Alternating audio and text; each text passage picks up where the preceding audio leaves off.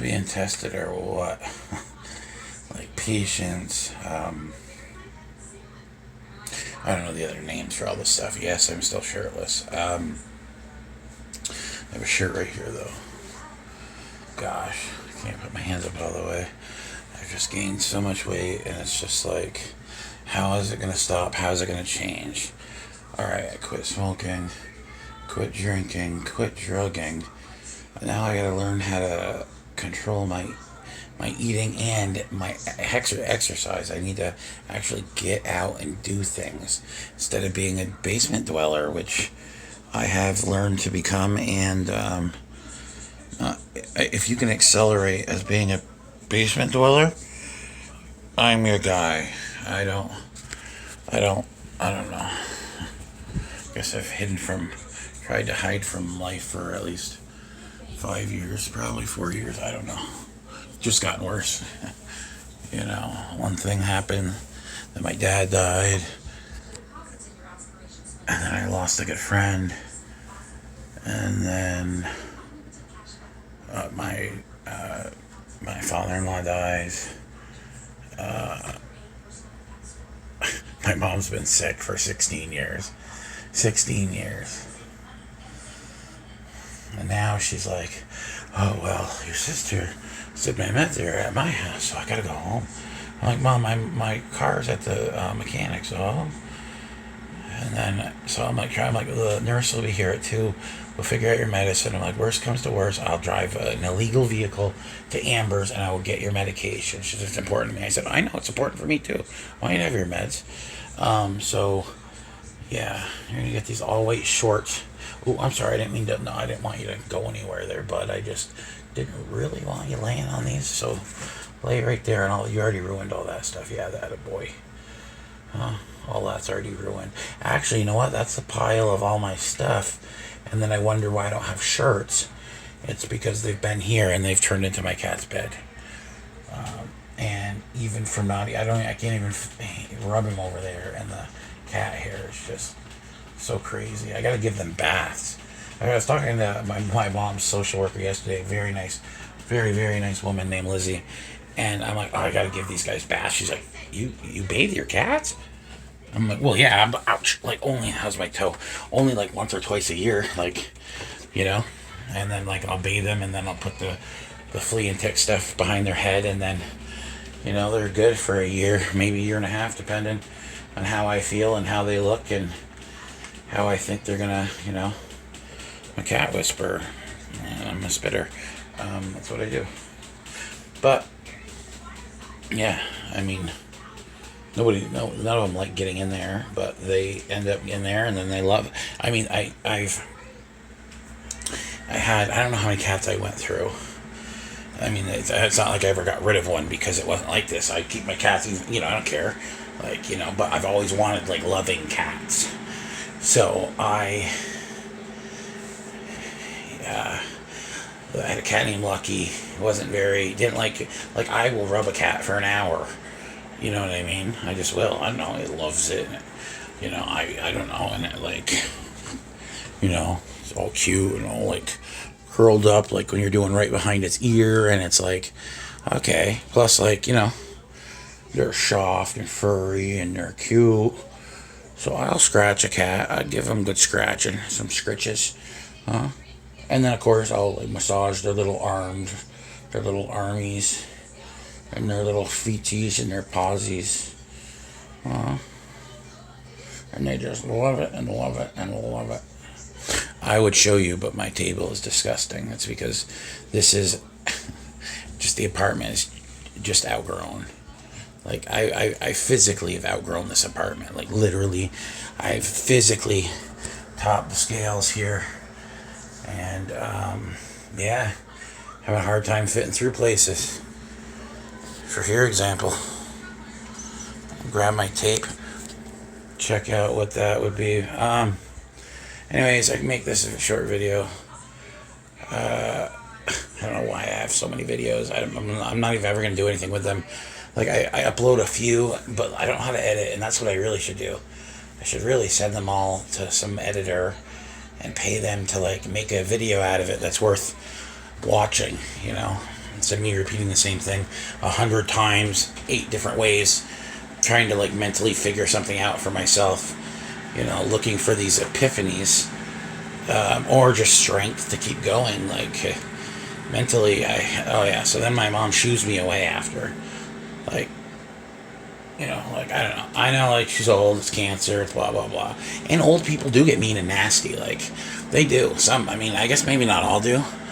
But I've noticed. I think it's a funny trait in people. It's not like a bad thing. I mean, what are they, they don't even really mean it. They get, like, ornery, and then they're, like, their 0 F's meter goes off the scale, and they're just like, yeah, 0 F's, bud. I don't give a single. They're like, oh, yeah, that shirt makes you look really fat. Like, what? Yeah, you gotta lose 25 pounds. Like, yeah, okay. First of all, I need to lose a lot more than 25 pounds, but 25 would be a start. To do that, I need to start feeling better, good enough to start going out and doing things. To go out and legally do things, I need a legal car. I haven't had a real legal car in many, many years, but since Scott died, like, he would always help me figure stuff out, get stickers, do whatever. So, like, this is my first actual legal car that I've ever brought in a car to get inspected. Like, normally I just buy a car at the auction and run it for a year, and then if I buy a sticker, I'll put that sticker on, and then I'll change the number. I'm done with that. It's all in the past. I don't think I can get in trouble for that now, but that's how I had to get by. What do? You live either too far away to work, or you have sick family that you're try to go help. Why? I don't know.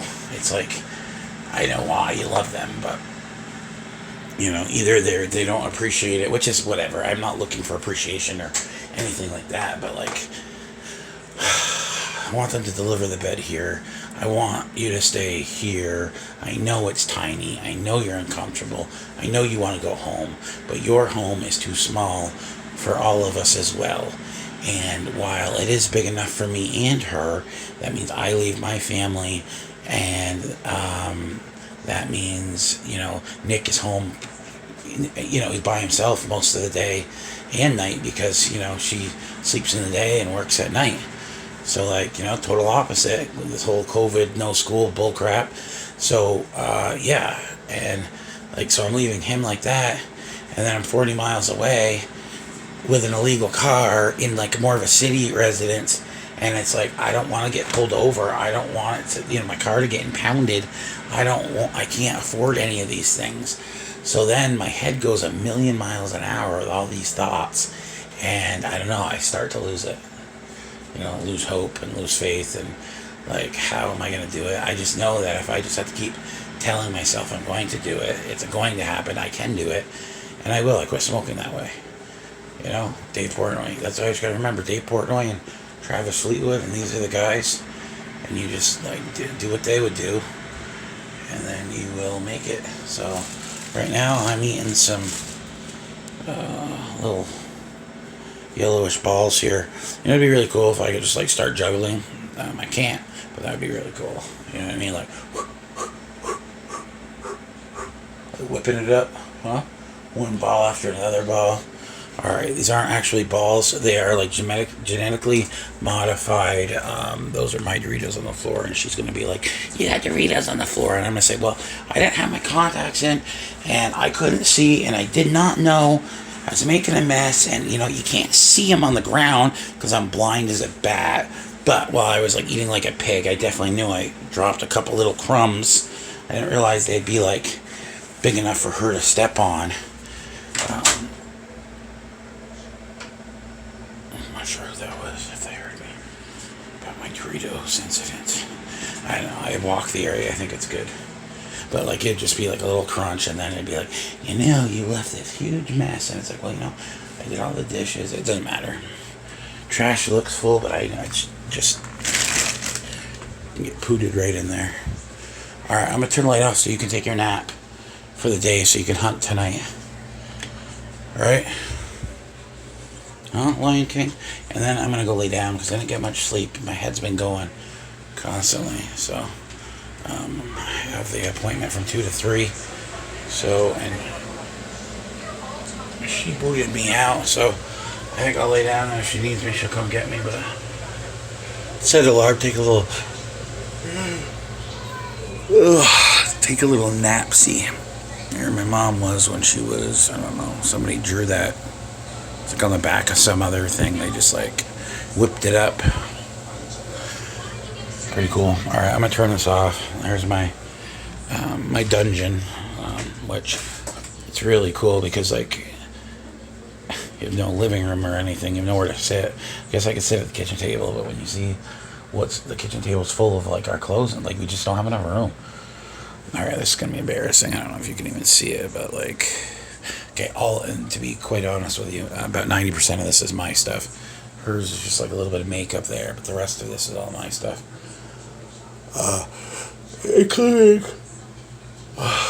Including this legend right here, Turbo. Turbo Fox. Alright. Anyway, so like what am I gonna do? I'm gonna go lay down on the bed and I have to be really quiet because my better half's sleeping for work. So I will do that. I'll eat these clementines quietly. I gotta take a nap until at least 2. She'll come between 2 and 3. Figure out there. Then we gotta figure out how to get the meds. I'll probably have to drive 40 miles just to pick something up, and then hopefully after I do that, things will be okay and settled here. The problem is, on every day she wants to leave. It's too small, and people aren't being friendly enough, and it's like, well, are you okay? Hello?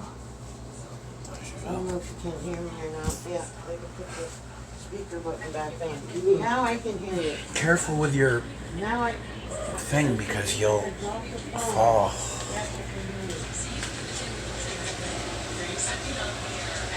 And then, she won't allow me to help her with so many things.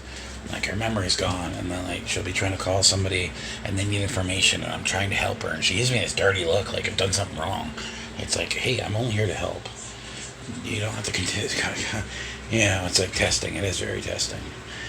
Anyways, I'm just glad you're here to do it because I didn't get to do any of that with my dad, and I would have loved, getting to know that your parent has a terminal illness isn't always the worst. Dying unexpectedly is the worst. Not knowing at all, and that's the worst. It does stink watching somebody deteriorate mentally, physically, emotionally, like change completely, and then just slowly die. Like they look like death. Like there's so many times where my mom's just sleeping, but she looks dead. Dead. And her thing like comes in waves, so she's walking right now, but like tomorrow she won't be able to get out of bed for maybe a day, and then she'll just get nasty toward, like, I don't know, it's so weird, and it's like I can only do so much, and then she's like, I want to go, and it's like, is she being this way? Because I can't let her go to her house alone. I don't think it's responsible. Yes, she can make her own decisions, but she does have a power of attorney that can force it if it need be, but like, you're not safe to be alone at home. That means I have to stay because nobody else does. That means I'm there to take care of you. And then when I leave to come see my family for a few days, you're there alone, home alone, and then I'm sick worrying about you here. It's just, I can't. It's just too much, man. It really is. And this video is too much, too long. Gotta cut. Hit the square.